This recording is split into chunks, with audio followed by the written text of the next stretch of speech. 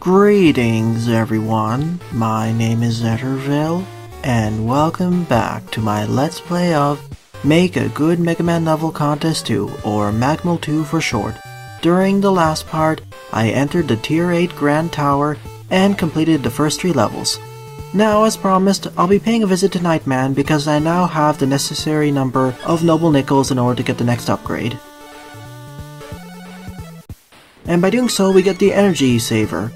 Now, all the costs of the special weapon usage has been halved. However, we can go to Reggae near Eddie's shop in order to disable it, as it makes a bunch of stages a lot easier, or most stages in general. Alas, it's time to pay a visit to Tier 8 and do what I promised in the previous part.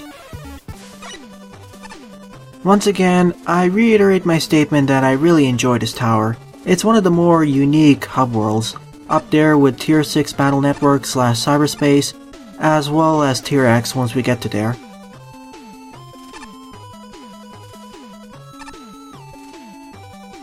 And it's time to cover my own level. In 23rd place is Conveyor Mayhem, with an average score of 33.6, and Pyro liked it the most out of the bunch. As this is my own level, this will be a developer commentary, and this part will only focus on this level, as there are 2 energy elements and 5 noble nickels. However, this stage actually has 3 potential pathways you can go on, although technically you can complete the stage by just completing 2 of the pathways. Nonetheless, let's begin this. And of course the loading times are a bit longer, worse for older computers, or less strong computers. I get the feeling the reason for this is because of the abundance of animated tiles in this stage, and the fact that I kind of cheated while putting up the tile set. Anyways, here's the plot of the stage. At the beginning of the stage I decided to put 2 monitors, the first one for introducing the plot of this level, the second monitor for explaining an important aspect of the stage, 2 of them. I always liked there to be some context of what we're doing in each stage, at least a brief paragraph to figure out what we're doing. Here we're trying to shut down Dr. Y's latest robotics factory. But this is filled with a lot of moving ladders as well as molten metal, which was explained in the first one there. This is also another important thing. In this stage, spikes are not instant death. They only deal 7 points of damage, meaning that if you're at full health, it'll take 4 hits by spikes in order to be killed, 5 if you have the skull amulet.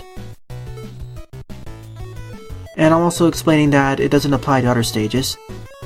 It also won't protect you against the lava at the bottom. Also, Rush is disabled here because he was damaged. And this last statement was introduced kind of like a joke from Flashman 85's suggestions. After all, the wire adapter isn't utilized that much.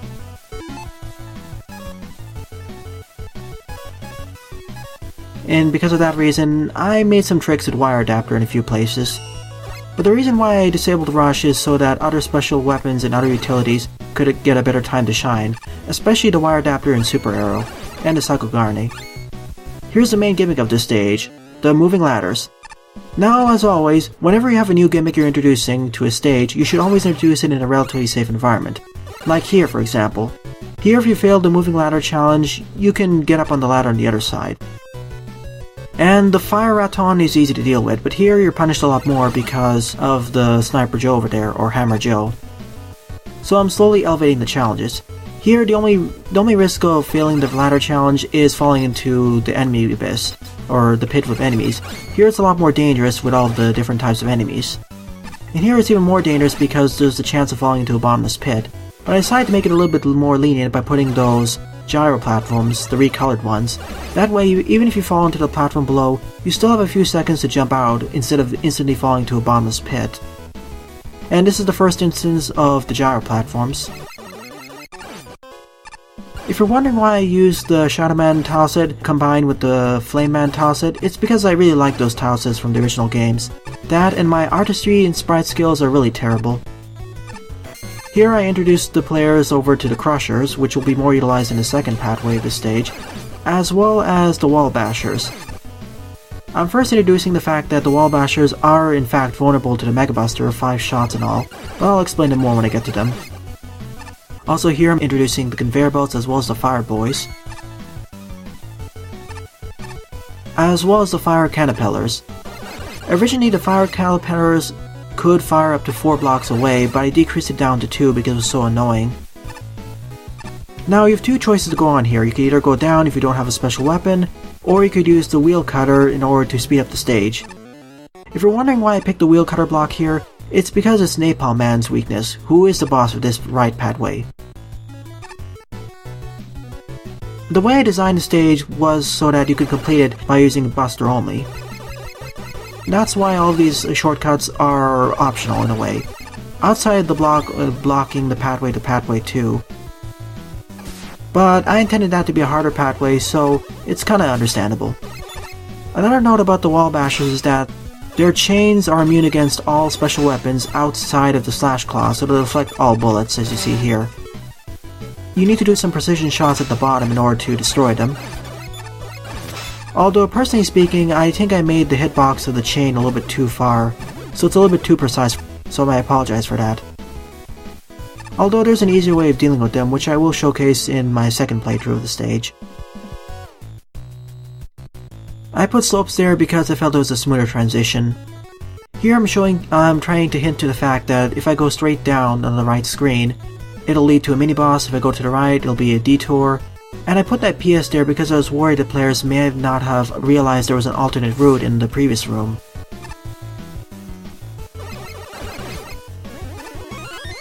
Now if you want to go to the mini-boss immediately, just go down here, but if you want the Noble Nickel, go to the right. This is a choice for speedrunners. After all, one of the decisions I decided to make consciously while designing the stage for Noble Nickels is that 2 of them should be relatively in the normal side to get, 2 of them should be more difficult, and 2 of them should be really difficult. Although in practice, only one of them was really difficult, and one of them was kind of a freebie. But one of the other conscious decisions is the fact that Noble Nickel should be out of the way to get, a little more difficult. So here's the first mini-boss of the stage, the Giant Fire Telly.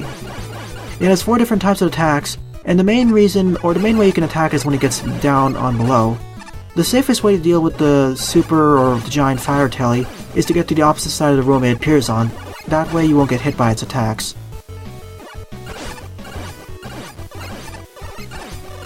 But it's a really easy mini-boss because it has no invulnerability frames, as you saw over there. I gave it no invulnerability frames because all mini-bosses in Mega Man, or at least most of them, don't have invulnerability frames. Although in retrospect I probably should have set it to 10 or 15 frames. That way it wouldn't get completely just get wrecked. Another thing of note I did about this stage is have a lot more checkpoints than usual. I believe this first pathway alone has 3 checkpoints so far, when in the classic Mega Man stage you only have 1 or 2. That way players wouldn't need to repeat several parts of the stage over and over.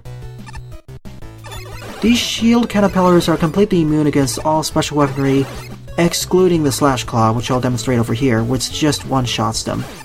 You can also just shoot them from behind, but you need to bounce your shots in order to reach them. This will be more important in the next pathway, of course. I put these there as an obstacle for players to avoid, but they're not as annoying as shield attackers or Sniper Joes, because you're intended to jump over them or avoid them instead of destroy them. But you can easily destroy them if you want by using the Slash Claw.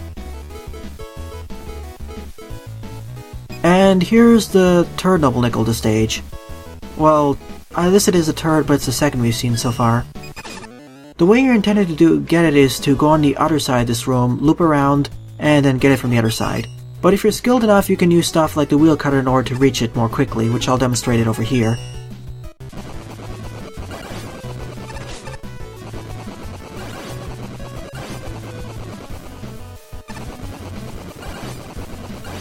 If you're a more skilled player, as such you can actually get the Noble Nickel and skip going past the stage in the other direction, but I will showcase taking the Noble Nickel in the legitimate way right now.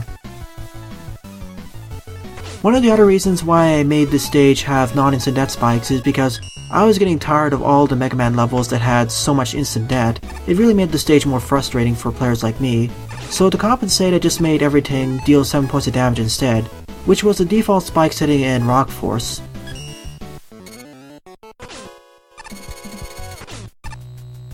Here's one of the locations where you could have used a wire adapter, but I failed on doing so. Because the wire adapter, when it attaches over to the conveyor belts, it'll take you in whatever direction the conveyor belt is pointing towards. There's another instance of that later on in the stage in Pathway 2.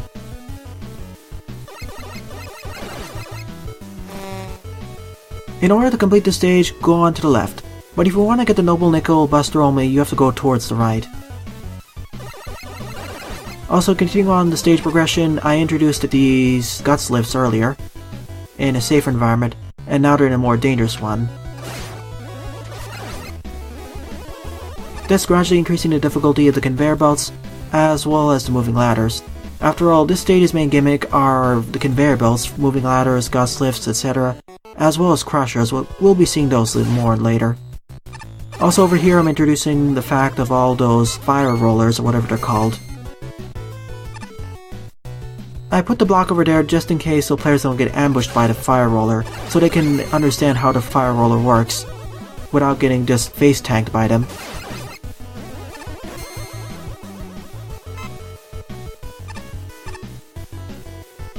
And by looping back over here, we can easily get the Noble Nickel.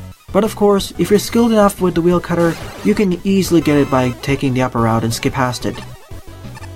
This pathway, or this alternate means of getting the Noble Nickel, was intended to be for more pro players, but from what I've seen from a lot of Let's Players, they mistakenly think it's the legitimate route, so they end up doing the route backwards and end up falling into a bottomless pit. I agree that was kind of a mistake on my part. I should have put arrows there to indicate that you're supposed to take it from this route.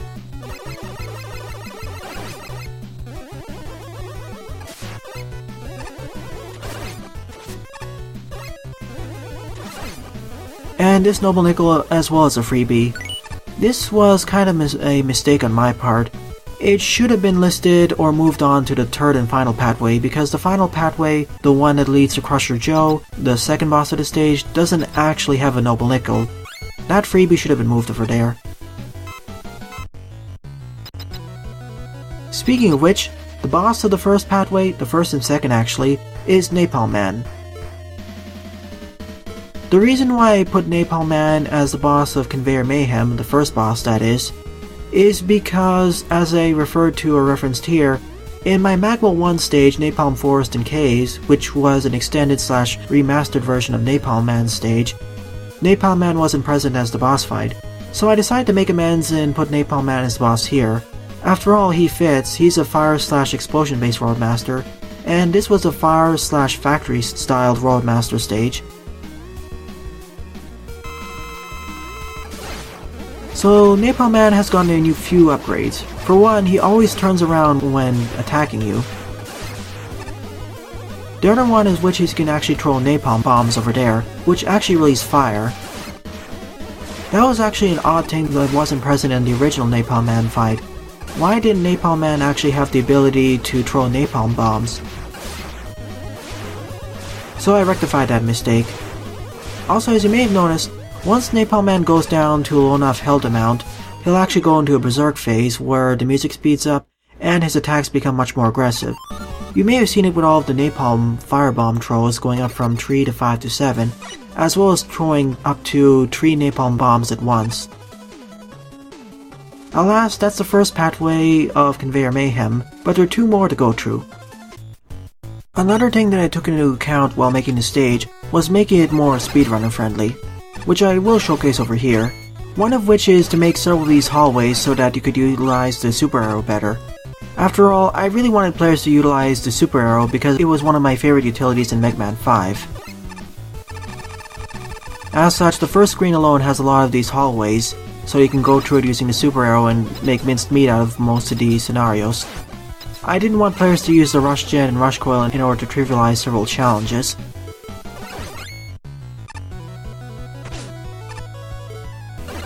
One thing I didn't have while designing the stage was access to the Met helmet, so that kind of broke some of the challenges, which I will showcase soon enough.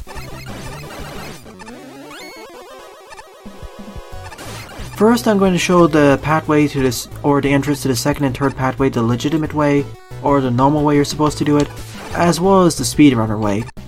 At least the intended speedrunner way. If you have the Met's helmet, there's an even faster way of accessing it. Essentially, you're supposed to wait down there, grab onto this ladder, move on to the left, and then deal with all these fire caterpillars as well as a shield caterpillar, because getting hit by one of them is instant death. So let me kill myself down over here, And you cannot use the super arrow down over there because of all the fire bars.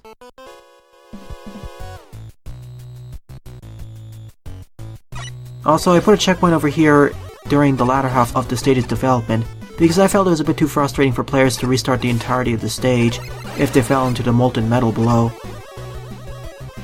Before there wasn't, the last checkpoint was ahead in that later screen and another screen, but I decided to add it to be a bit more nice to players.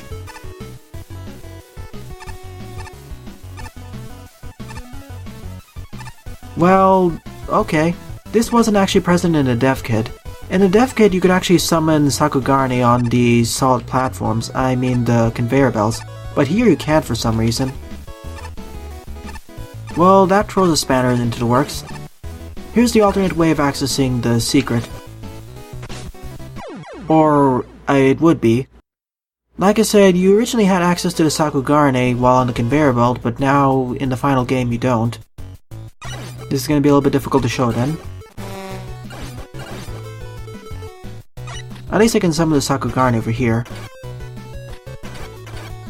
Honestly, the Sakugarne is also one of the other favorites of this engine. Unfortunately, I have to lose it here because I need to drop the falling platforms. Let me check something. Well, I can summon it now, because I made it so that the falling platforms do not respawn, so that players couldn't exploit that in a certain fashion. So let's kill off the Fire Boy again. I can see why speedrunners switched over from using the Sakugarne to another route, because otherwise you can't usually do this. Here's how you're supposed to do it. By using the Sakugarne, you can bounce off of the fire caterpillar as well as this fire wave, and then reach over to this area. But of course it's not really practical anymore because you can't summon the Sakugarne on conveyor belts anymore. By positioning yourself carefully with the Met's helmet, you just have enough time to move on to the solid ground down over here. That's the alternate way of doing it. And if you're wondering why we had the Noble Nickel over there, it was kind of a freebie. As I said, one of the Noble Nickels should be a bit easier to get. And if you're wondering why the block was the Slash Claw, I made the Slash Claw because it's the weakness of Crusher Joe, as well as the weakness of all these shield caterpillars. That way, players actually have the ability to make these stage segments a lot easier.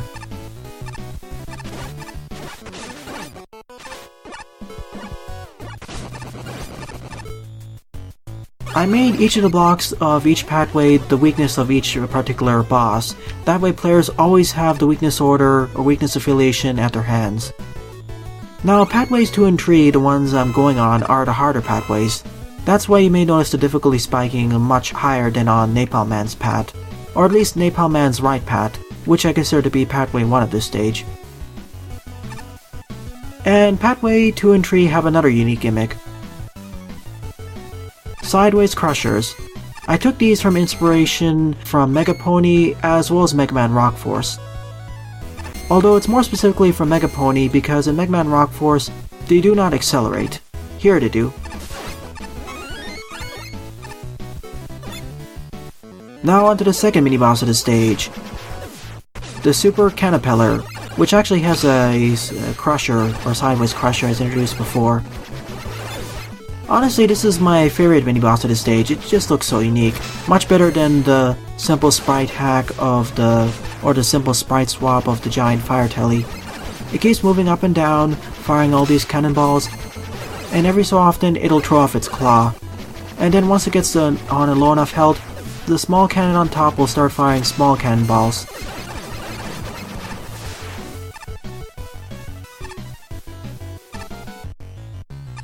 A funny note, during the dev kit when it was submitted and integrated into the game for the first time, during judging, this hole automatically blew up even before the mini-boss was destroyed, so this resulted in most of the judges just skipping the mini-boss.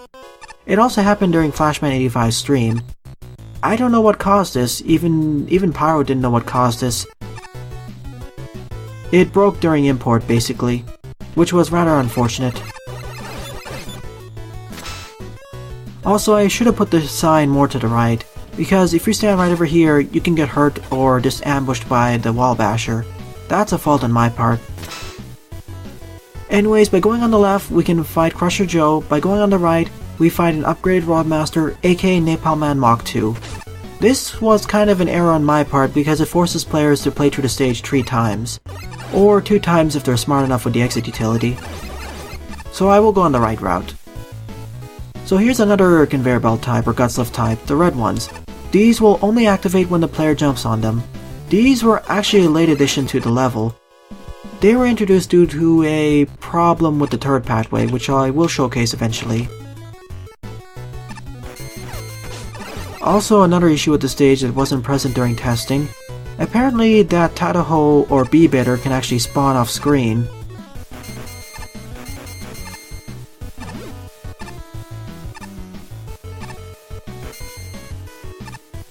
And as you may have noticed down over there, the 5th and final Noble Nickel, I introduced it over there because otherwise players would most likely overlook it unless they're really careful.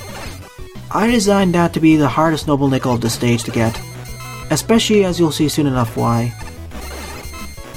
After all, one of my mottos for Noble Nickels throughout this LP and during development is that 2 should be normal, 2 should be hard, 2 should be really hard to get. Although in terms of this stage, 2 are really easy to get, 2 are normal, and only 1 was really difficult. Well, 2 easy, 1 normal, 1 hard, 1 very hard. So I kinda messed up on that front. That was my fault. I put these green guts lifts over here just to be a bit more lenient on players. Originally these didn't exist, but I added it to be a bit nicer. Also, the reason why I have those grey shield attackers over there is so that I can make one-way pathways. Here's another instance of using the wire adapter. In this case, it's in order to access another end tank. You gotta be a little bit careful though because of all these spikes. Originally this used to be a lot harder to do, but I decided to make it a lot easier because players were dying left and right. And because I'm so low on health, I'm going to take an E-tank. I probably should have dropped an extra E-tank for the stage just to make it a bit on the easy side.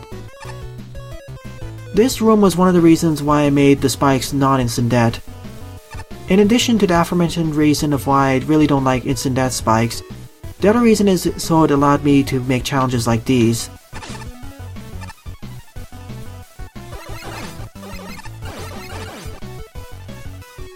Well, originally I wasn't even planning on putting spikes over here. Originally the stage design would warrant the usage of... That was my fault. Originally the stage would have electrified floors or molten floors that were obviously going to hurt Mega Man if he fell on them. But due to my lack of sprite skills and the fact that I started with only 2 weeks left to the deadline, I didn't have time to re-sprite some molten floors, so instead I decided to just reuse spikes and make up an explanation of why spikes aren't instant dead anymore. I really hoped that the spike guard was introduced in this engine, but it wasn't because it would break a lot of stages. So I decided to introduce the spike guard, or at the very least Rock Force's spike guard, into my own level this way. I may or may not do the same thing in my Magmal Tree level, but that'll depend on a whole bunch of factors. Also, originally this room was a lot faster, especially with the moving ladders and guts lifts, but I slowed it down because a lot of playtesters were complaining about how difficult the room was. Even though this Noble Nickel room seems quite challenging, there is a really easy way to just break this room a lot, which I will showcase right over here.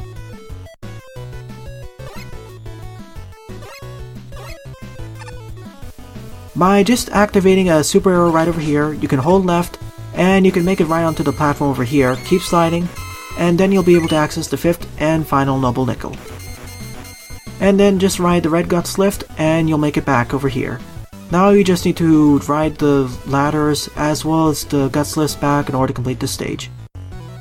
Originally, I was planning on putting the Noble Nickel on the right side of the stage, if I can showcase it right, which I failed on. Originally I was planning on making the 5th Noble Nickel even more elaborate and difficult to get, but I decided to be a bit nicer. Normally you would go onto the right side in order to find Napalm Man, but if you don't want to repeat the Napalm Man encounter, just go on to the left. or just kill yourself and move on to the left. That way you can complete the stage fully without going on all 3 pathways. Because if you go on fully on the right pathway and enter the boss quarter, it acts like a checkpoint and you're forced to restart the stage. Now, if you're wondering why some of these spikes are red colored and why other ones are grey, it's because of contrast. Putting red spikes on a red background makes it kind of blend in, so it makes it so that it's a lot easier to get gotcha'd by the spikes. That's why whenever there's those red lava segments, the spikes will usually be grey, and in these blue segments, the spikes will be red.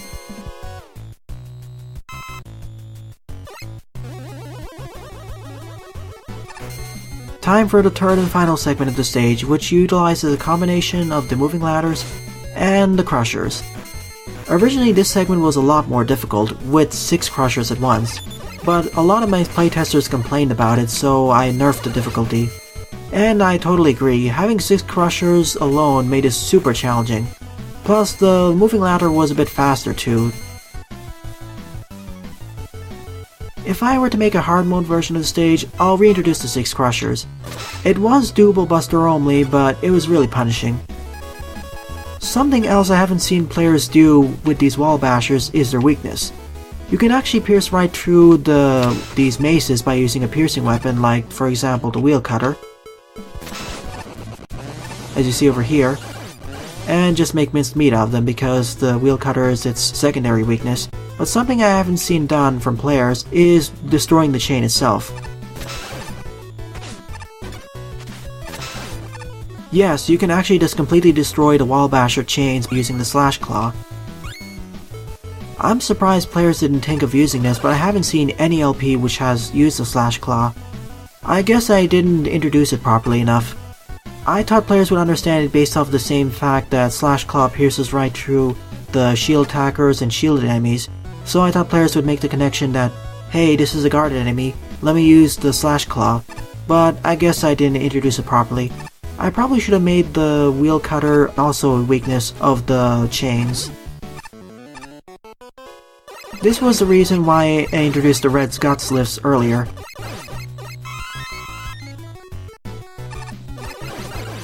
Originally this segment had only moving ladders, but due to a glitch on the upper pathway, I had to switch over to using a red guts lift up over there because whenever you ended up being halfway on the moving ladder as well as halfway on the wall, you could end up warping right through the stage and end up falling to a pit, or just falling off screen.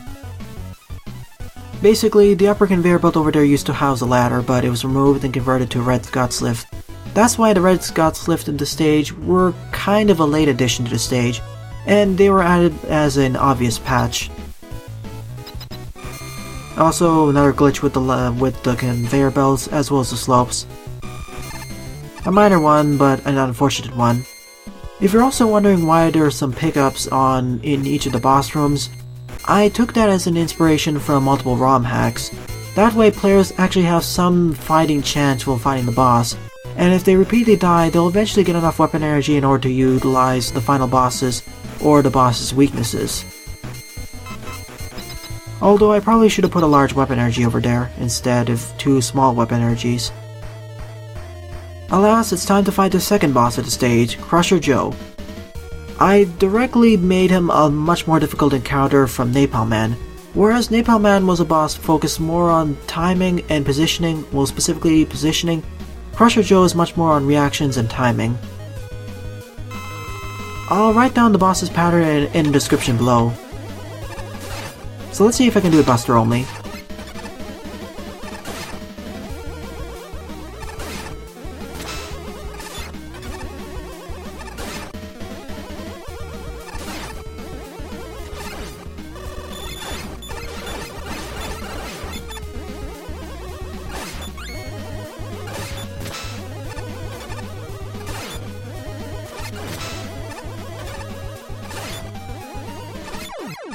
There we go. That's Crusher Joe damageless. Of course, I was able to do it damageless because I was the designer of this boss. A lot of players have issues with Crusher Joe, and I agree. I overtuned the boss. Essentially, I was intending Crusher Joe to be a more timing and reaction based battle, more so than Napalm Man Mach 2's positioning battle. Whereas with Napalm Man, you have to be carefully positioning in order to dodge the napalm bombs, as well as not get cornered. This one is a lot more of jumping at the right time, avoiding the crusher, as well as shooting all the missiles at the right time. But I overtuned the latter phases of the boss fight, specifically the red phase. Originally, the boss fight's final phase, the red phase, was actually 33% faster, but I nerfed him. I should have nerfed the boss to be 33% even slower in the final phases, because a lot of players have issues with the boss fight and dodging it, plus it deals quite a bit of damage. 3 for getting hit by Crusher Joe body itself, the Crusher deals 4 damage, and the Treads deal 5 damage. And as a lot of players explain, it's a bit too difficult, and I agree. I overtuned it for my own sake, and because of that, the boss was way too difficult. But there are a few other things I would like to talk about the boss fight, but before that, let's go over the comments of the stage and how I react to it. I forgot to mention this, but I took the moving ladder gimmick from a bunch of fan games. Specifically from Mega Man Dr. Wily's final attack. Specifically from Forest Man stage. Although there was moving vines and they were kind of rotating around the place. Coppice Man stage. Here they're directly ladders. And the other reason why the stage has a whole bunch of alternate pathways is because I took the general design aesthetic from Napalm Forest and Caves and invested a lot more time into making it into what my final idea was. This stage is a lot closer to what my original intention was for Napalm Forest and Caves before I ran out of time. That being having 3 alternate pathways and each of them focusing on a different gimmick and not being too long. Because for this one, in the original Napalm Forest and Caves, each pathway was at least 60 screens long. This one only has 40 to 45 screens each with its own aesthetic and gimmicks. Although I probably didn't fulfill each gimmick route the best as I could. There are a lot of things I'm omitting during this dev commentary, so I'll write up a whole essay on my own level, what I decide to do on it, etc, and post it in the description or link it in the description below. After all, there are a lot of things I took into account and took into as inspiration while designing the stage.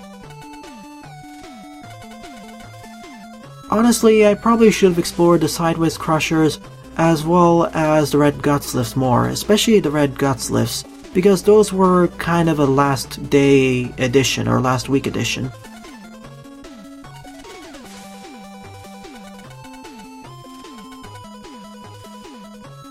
Thanks for picking up on the reference, Pyro.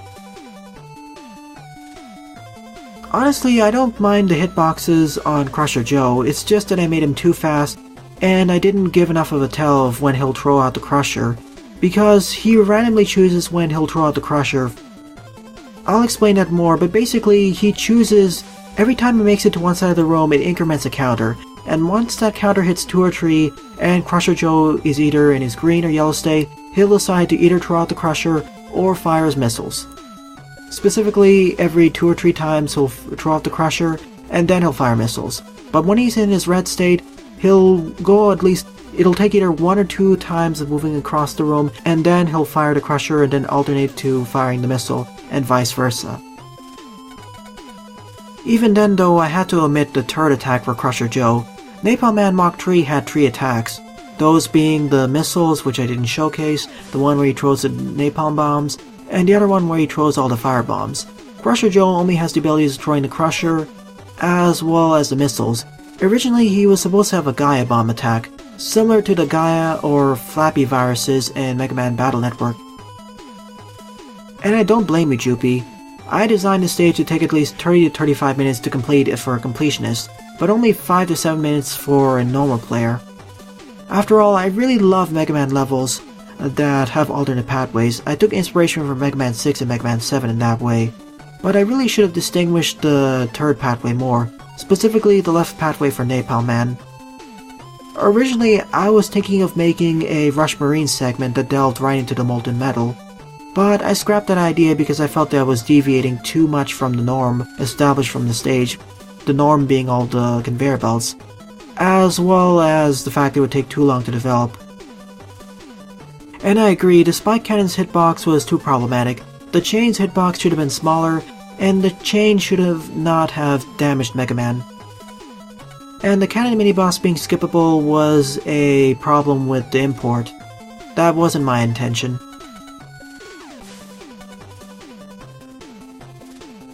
I wouldn't say the Noble Nickels were insanely hard to get. Only one of them, or maybe two of them. After all, I kind of failed and made two of the Noble Nickels too easy to get. Another reason why I wanted to be a bit different here is because I explicitly wanted to make a more open stage. Whereas Napalm Force Encased was more of a claustrophobic stage, similar to the original Napalm Man stage, I decided to go in the other extreme and make the stage a lot more open.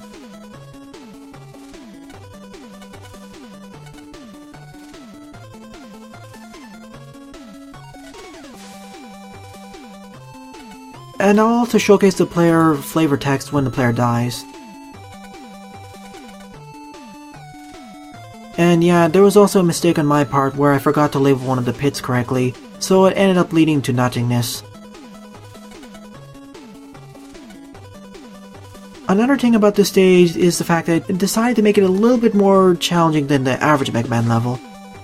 Not too challenging though, but it was still more on the difficult side, but to compensate, I decided to make all the spikes non-instant death, as well as all the pits obvious.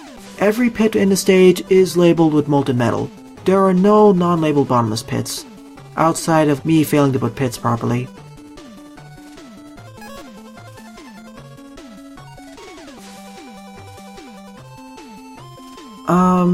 I wouldn't say that most of the enemies are very hard to avoid or require precise timing. I deliberately tried to avoid putting precision timing in the stage, outside of maybe 2 or 3 segments, even that are usually for Noble Nickels or the last segments of the stage, but usually they're above spikes, so at the very least if you have more than 7 health or over 1 health with the spike guard, you're fine. Yeah, I don't agree with extremely precise jumps from platform to platform. Maybe some rather precise jumps, but not extreme pixel precision. So I kinda disagree with half of Gururi's review. And yeah, the stage aesthetics were a bit problematic too because I'm a terrible sprite artist. For my next Mega Man level or Magmal Tree level, I'll very likely hire a sprite artist or get some help there.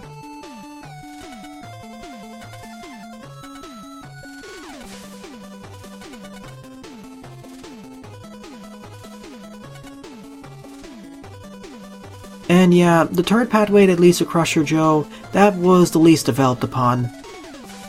That was rather unfortunate due to me procrastinating and starting developing the level 2 weeks before the deadline. Well, it was 2 weeks, but then a few more days were added, thankfully.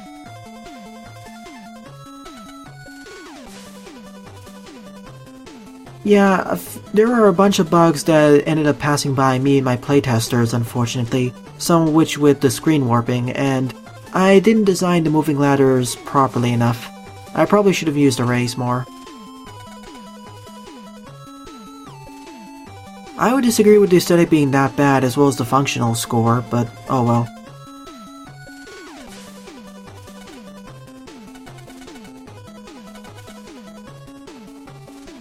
And I agree, Crusher Joe should have had more of a tail for when he throws out his crusher, maybe a ka-ching sound, as well as when he throws out the missiles, maybe convert the crusher into a missile launcher.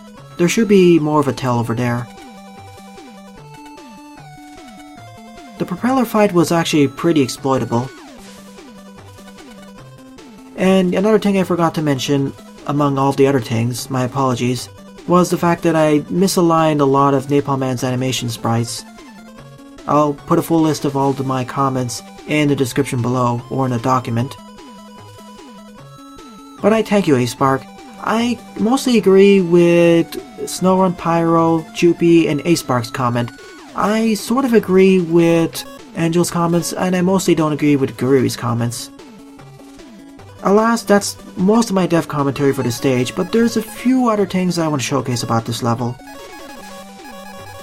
But to do so, I need to get back to the dojo, which is thankfully right next to the third tier entrance.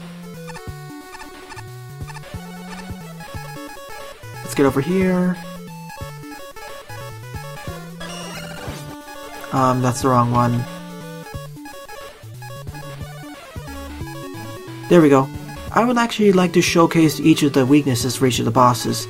First starting out with the big fire telly. And unlike before, all of these boss rematches, they occur in the original stages instead of being in custom arenas, like what happened in Magma 1. Also, all of the mini-bosses and bosses have their own pinch attacks, as you may have noticed because the boss is acting a lot more easy. Remember when I said you should be using the wire adapter more?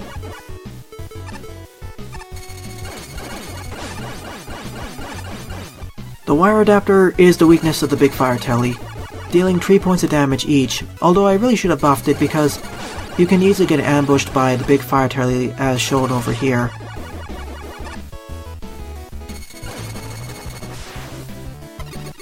There is an alternative weakness to the big fire telly which I will showcase over here as well. It does utilize some force damage though, so you can't do it without taking some damage.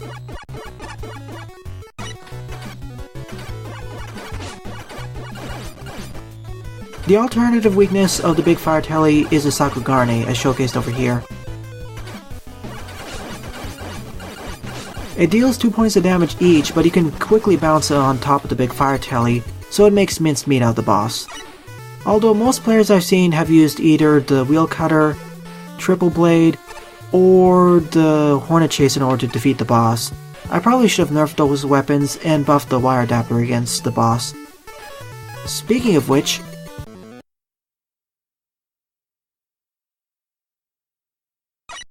that was odd. Napalm Man's, well, primary weakness is the wheel cutter, as I'll showcase right over here, dealing 3 points of damage each, and I made the wheel cutter because Napalm Man stays on the ground for so long, the wheel cutter easily can just pierce right through him. Plus there's quite a bit of a delay between each of his attacks, that he can easily just keep holding up the wheel cutter, and it'll easily destroy him. But there are 2 other things I wanted to showcase, which didn't show up over here in the boss rematch. Sad. Well, I'll put it as an extra in the final part of this stage, but essentially there is some flavor text that appears once you die to a boss. The other thing I wanted to show here is Napalm Man's actual weakness. Remember that the big fire telly was also on this route.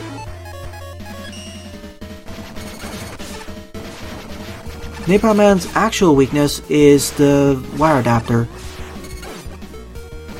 So if you're a speedrunner, you can quickly use the wire adapter and make minced meat out of Napalm Man. Although I really should have buffed it and made it deal 7 points of damage instead, so that players would actually utilize it more. Because otherwise it's just too risky to utilize.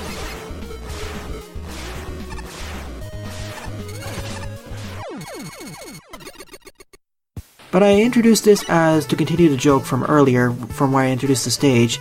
That's why both Big Fire Telly and Napalm Man Mach 2 have the same weakness of the wire adapter. Now on to the other mini-boss.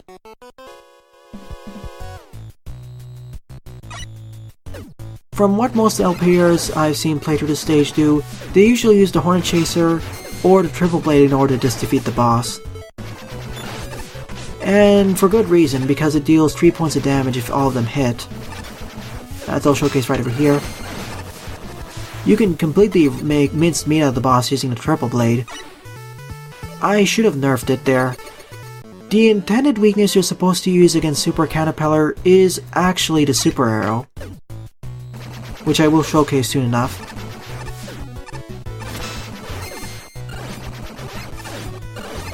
Because the Super Arrow deals 3 points of damage, but in retrospect, the Triple Blade also deals 3 points of damage, plus it has more weapon energy, so it's better to just use the Triple Blade, or Super Arrow if you have enough weapon energy there.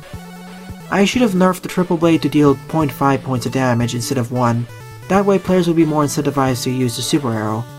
Also, make the Super Arrow deal 4 points of damage instead. Crusher Joe's weakness is the Slash Claw, as well as a bunch of other special weapons.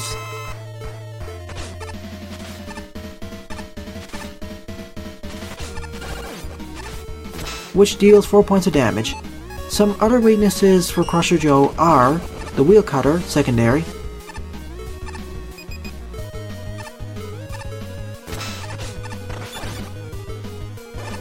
the Grab Buster, which is a secondary weakness, which deals 3 points of damage per hit,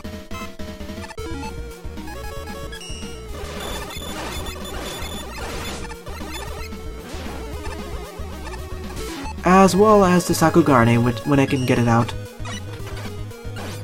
The Sakugarne and Wheel Cutter are the primary weaknesses of Crusher Joe, especially because you can bounce right off the Crusher by using the Sakugarne.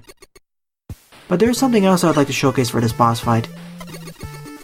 If you want to do it the pro way and complete the boss faster, use the Slash Claw for 4 damage per hit, but if you want to do it safer, either use the Grab Buster or Sakugarne. But here's the other thing I want to show off this boss fight, an Easter egg which many players actually figured out. You may have noticed that I can actually damage the treads of Crusher Joe.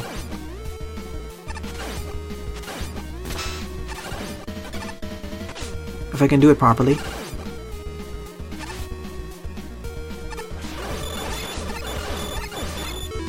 It takes a little bit of a few attempts, but I deliberately made this so that only pro players can get it, or players who are more experimental.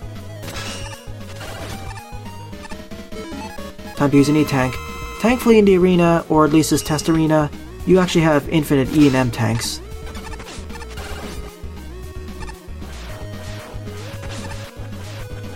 This is a lot easier to do with a certain other special weapon.